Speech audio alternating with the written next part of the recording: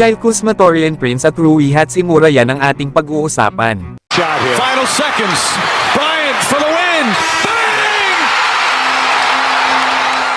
Los Angeles Lakers maaari daw ibalik ang dati nilang player na si Kyle Kuzma. Lalo at sa ngayon daw ay nakikipag-usap na ang Lakers kabilang na ang Washington Wizards para sa isang trade. Pero bukod kay Kyle Kuzma, mga idol, ay meron pang ibang mga players ang target ng Lakers. Nandyan nga din sila Jeremy Grant, Cam Johnson at Bruce Brown. Pero mas maganda nga rin daw sana na bumalik ng Lakers itong si Kyle Kuzma. Lalo at familiar na ito kana LeBron James at Anthony Davis. Na ito nga ang kailangan ng Lakers, isang versatile na scoring forward. Kailangan nga daw ng Lakers ang shooting mula kay Kuzma, especially na sa kanyang perimeter. Na last season nga sa Washington Wizards ay nag-average ito ng 22.6 rebounds at 4 assists per game. Na kung saan ay meron itong 46% shooting beyond the arc. Kaya maganda rin ang idea na bumalik si Kyle Kuzma ng Lakers. Samantalang ang veteranong forward ng Lakers na si Taurean Prince ay tuluyan ng umalis sa kanilang kupunan.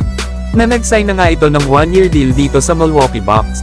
Kaya naman ay makakasama niya na next season itong sila Giannis Antetokounmpo at Damian Lillard. Magandang pick-up na ito sa kanilang kupunan pamalit kay Malik Beasley. Lalo at kilala itong si Taurean Prince bilang isang mahusay na 3-point shooter at mahusay na perimeter defender.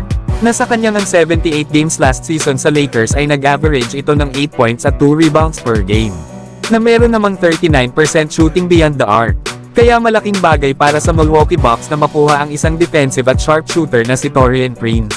Pero kayo mga idol, ano ang masasabi nyo dito?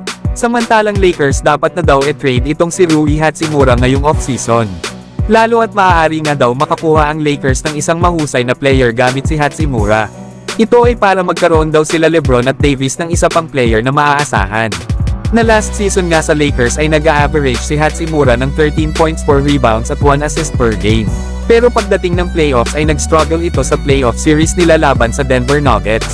Kaya kailangan daw talaga ng Lakers ng player na mas subok na pagdating sa postseason. Lalo at para sa Lakers ito na ang huling pagkakataon para kay LeBron upang manalo sila ng championship. Alam naman natin na matanda na si LeBron at malapit nang mag-decline ang kanyang laro.